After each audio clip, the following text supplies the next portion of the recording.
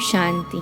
आज 3 अप्रैल 2023 की बाबा की साकार मुरली है। मुरली के महावाक्य हैं, मीठे बच्चे, बाप आए हैं तुम्हें ज्ञान का तीसरा नेत्र देने, जिससे तुम सृष्टि के आदि मध्य अंत को जान बुद्धिवान बने हो। प्रश्न है, आत्मा और शरीर दोनों को पवित्र बनाने तथा राजाई पद का अधिकार लेने की सहज विधि क्या है? उत्तर है, तुम्हारे पास देह सहित जो भी पुराना कखपन है उसे एक्सचेंज करो, बाप के हवाले कर दो, पूरा बलि चढ़ो, बाप को ट्रस्टी बनाओ, श्रीमत पर चलते रहो तो आत्मा और शरीर दोनों पवित्र बन जाएंगे, राजाई पद प्राप्त हो जाएगा। जनक भी बलि चढ़ा तो उनको जीवन मुक्ति मिली। तुम बच्चे भी बाप को वारिस बनाओ तो 21 जन्मों का अधिकार मिल जाएगा। गीत है, नयनहीन को राह दिखाओ प्रभु। ओम शांति। बच्चों ने गीत सुना। यह भक्त भगवान को पुकारते हैं। भगवान को पूरा न जानने के कारण मनुष्य कितना दुखी है, कितना माथा मारते रहते हैं। भक्ति मार्ग में सिर्फ इस जन्म की बात नहीं, जब से भक्ति मार्ग शुरू हुआ है तब से धक्के खाते रहते हैं। भारत में ही पूज्य देवी देवताओं का राज्य था, जिसको स्वर्ग सचखंड कहा जाता था। अब भारत झूठ खंड है। भारत की महिमा बड़ी ज़बरदस्त है, क्योंकि भारत परमपिता परमात्मा का बर्थ प्लेस है। उसका असुल नाम शिव ही है। शिव जयंती मनाते हैं। रुद्र व सोमनाथ जयंती नहीं कहा जाता है, शिव जयंती व शिवरात्रि कहा जाता है।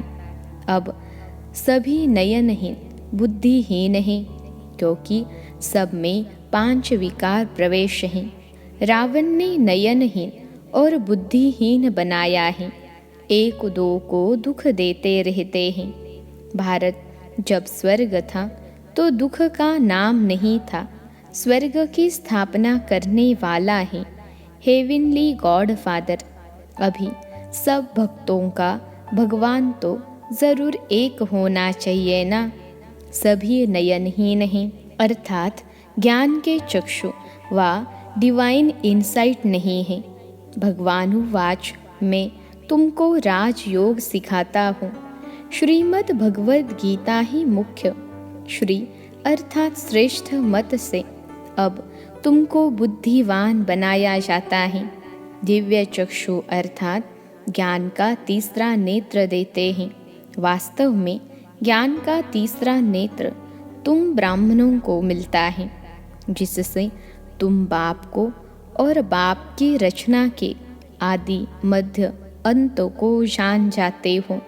इस समय सर्वव्यापी है देह, अहंकार व 5 विकार, इसलिए सभी घोर अंधियारे में हैं। तुम बच्चों के पास रोशनी है।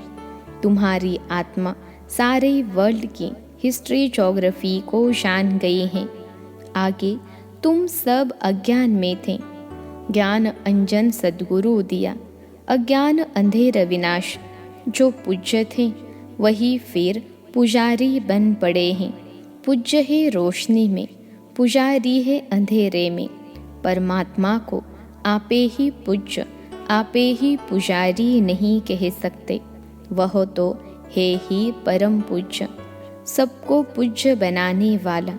उनको कहा जाता है परम पूज्य परम पिता परमात्मा। कृष्ण को थोड़े ही ऐसे कहेंगे, उनको सब गॉड फादर नहीं कहेंगे। निराकार गॉड को ही सब गॉड फादर कहते हैं। है वह भी आत्मा, परंतु परम है, इसलिए उनको परम पिता परमात्मा कहा जाता है। आत्मा और परमात्मा का रूप एक ही है। जरूर हम आत्मा हैं, वह परम आत्मा है, सदैव परम धाम में रहने वाला है। अंग्रेजी में उनको सुप्रीम सोल कहा जाता है। बाप कहते हैं, तुम गाते भी हो, आत्मा परमात्मा अलग रहे बहुकाल। ऐसे नहीं, परमात्मा परमात्मा से अलग रहे बहुकाल नहीं। पहले नंबर का अज्ञान है। आत्मा सो परमात्मा, परमात्मा सो आत्मा कहना। आत्मा तो जन्म मरण में आती है, परमात्मा थोड़े ही पुनर्जन्म में आते हैं। बाप बैठ समझाते हैं, तुम भारतवासी स्वर्गवासी पूज्य थे, यह सारी ईश्वरीय फैमिली हो गई ना। अच्छा भला यह तो बताओ, तुम मात पिता किसको कहते हो? यह कौन कहते हैं? आत्मा कहती है, तुम मात पिता, तुम्हारी कृपा से स्वर्ग के सुख घनेरे हमको स्वर्ग में मिले हुए थे। तुम मात पिता आकर स्वर्ग की स्थापना करते हो तो हम आपके बच्चे बनते हैं। बाप कहते हैं, मैं संगम पर ही आकर राजयोग सिखलाता हूँ नई दुनिया के लिए। बाप आकर समझाते हैं, तुम मुझे भूल गए हो, मेरी तो शिव जयंती भी भारत में मनाते हो ना। गाया भी जाता है शिवरात्रि। कौन सी रात्रि? यह ब्रह्मा की बेहद की रात है। संगम पर आकर रात से दिन अर्थात नरक से स्वर्ग बनाते हैं। शिवरात्रि के अर्थ का भी कोई को पता नहीं है। भगवान है निराकार। मनुष्यों के तो जन्म बाई जन्म शरीर के नाम बदलते हैं। परमात्मा कहते हैं, मेरा शारीरिक नाम ही नहीं है, मेरा नाम शिव ही है। मैं सिर्फ बूढ़े वानप्रस्थ तन का आधार लेता हूँ। यह पूज्य था, अब पुजारी बना है। शिव बाबा आकर स्वर्ग रचते हैं। हम उनके बच्चे हैं तो ज़रूर हम स्वर्ग के मालिक होने चाहिए ना। वह शिव बाबा हैं ऊंचे ते ऊंचा। ब्रह्मा विष्णु शंकर का पार्ट अपना अपना है। हर एक एक्टर का पार्ट अपना है। हर एक आत्मा में अपना सुख का पार्ट नूंदा हुआ है। बाप कल्प कल्प आकर भारतवासियों को स्वर्गवासी बनाते हैं। उनको भूल गए हैं। कहते हैं, फलाना स्वर्गवासी हुआ, अरे अब तो नरक है, तो पुनर्जन्म ज़रूर नरक में ही लेंगे ना। तो फिर तुम उनको नरक का भोजन क्यों खिलाते हो? स्वर्ग में तो अथाह वैभव है। फिर उनकी आत्मा को मांग कर नरक का भोजन क्यों खिलाते हो? पतित ब्राह्मण को खिलाते हो, प्याज आदि खिलाते हो, वहाँ थोड़े ही यह होता है। तो देखो भारत की क्या हालत हो गई है। भगवानुवाच, अब मैं तुमको ज्ञान का तीसरा नेत्र देता हूँ। तुम फिर से राजाओं का राजा बनेंगे। देवी देवताएं 84 जन्म भोग पूज्य से पुजारी बन गए हैं। तुम जानते हो, हम शिव बाबा के वारिस बने थे। शिव बाबा ने स्वर्गवासी बनाया था, तब उनको सब याद करते हैं। ओ गॉड फादर, रहम करो। साधु भी साधना करते हैं, क्योंकि यह दुख है तो निर्वाण धाम जाना चाहते हैं। आत्मा परमात्मा में लीन तो होती नहीं, यह समझना भूल है। अब तुम कहते हो, हम आत्मा परम धाम में रहने वाली हैं। हम आत्मा सो देवी देवता कुल में आएगी, फिर 84 जन्म भोगेंगी। हम सो आत्मा फिर देवी कुल, क्षत्रिय कुल से वैश्य शूद्र कुल में आएंगे। शिव बाबा जन्म मरण में नहीं आते, सिर्फ आकर भारत को स्वर्ग बनाते हैं। गाया भी जाता है, सतयुग में सूर्यवंशी श्री लक्ष्मी नारायण की डिनास्टी थी। जैसे क्रिश्चियन घराने में Edward the first, Edward the second, third चलता है, वैसे ही वहाँ भी Lakshmi Narayan the first, Lakshmi Narayan the second, third, ऐसे 8 डिनेस्टी चलती हैं। अभी तुम ब्राह्मणों का तीसरा नेत्र खुला है। बाप बैठ आत्माओं से बात करते हैं। तुम ऐसे 84 का चक्र लगाकर इतने इतने जन्म लेते आए हो। वर्णों का भी एक चित्र बनाते हैं। देवता, जिसमें देवता क्षत्रिय वैश्य शूद्र बनाते हैं। अब तुम जानते हो, हम सो ब्राह्मण चोटी हैं। इस समय हम हैं ईश्वरीय औलाद प्रैक्टिकल में। इस समय राजयोग और ज्ञान से हमको सुख घनेरे मिलते हैं। कोई तो सूर्यवंशी राजा रानी का वर्षा लेते हैं, कोई चंद्रवंशी का। सारी किंगडम स्थापन हो रही है। हर एक अपने पुरुषार्थ से वह पद पाएंगे। कोई अगर पूछे कि अभी पढ़ते पढ़ते हमारा शरीर छूट जाए तो क्या पद मिलेगा, तो बाबा बतला सकते हैं। योग से ही आयु बढ़ती है, विकर्म विनाश होते हैं, और कोई उपाय पतित से पावन बनने का है नहीं। पतित पावन कहने से ही भगवान याद आता है। भगवान है कौन, यह नहीं जानते। बाप कहते हैं, मैं आता ही भारत में हूँ। यह मेरा बर्थ प्लेस है। सोमनाथ का मंदिर कितना आलीशान था, यह बाप ही बच्चों को समझाते हैं, जिसके फिर बाद में शास्त्र बनते हैं। भक्ति मार्ग में ही यह यादगार बनना शुरू होते हैं। जब पुजारी बनते हैं तो पहले पहले सोमनाथ का मंदिर बनाते हैं। भारत तो सतयुग त्रेता में बहुत साहूकार था। मंदिरों में अथाह धन था। भारत हीरे तुल्य था। अब तो कंगाल कौड़ी तुल्य है। फिर बाप आकर भारत को हीरे तुल्य बनाते हैं। सारा झाड़ जड़ जड़ीभूत अवस्था को पाया हुआ है। बाप कहते हैं, अपनी शक्ल तो देखो, लक्ष्मी नारायण को वरने लायक हो। नारद की कहानी है ना, पतित आत्मा पवित्र लक्ष्मी अथवा नारायण को कैसे वर सकेगी। विकार में गए तो फिर पासपोर्ट कैंसल हो जाता है। अपने आप को देखा जाता है कि हम ऐसा पुरुषार्थ करते हैं जो बाबा मम्मा के गद्दी नशीन बन सकें। यह है ही पतित दुनिया। पवित्रता है मुख्य। अब तो no health, no wealth, no happiness. यह रुण्य के पानी मिसल यानी मृग तृष्णा राज्य है। इस पर भी दुर्योधन की कहानी शास्त्रों में है। दुर्योधन विकारी को कहा जाता है। द्रौपदी कहती है, हमारी लाज रखो। यह द्रौपदियाँ है ना। बाप कितना अच्छी रीति समझाते हैं। जितना बुद्धि योग पूरा लगा हुआ होगा तो धारणा भी होगी। नॉलेज ब्रह्मचर्य में ही पढ़ी जाती है। बाप कहते हैं, गृहस्थ व्यवहार में रहते कमल फूल समान रहना है। दोनों तरफ निभाना है। मरना भी जरूर है। मरने समय मनुष्यों को मंत्र देते हैं।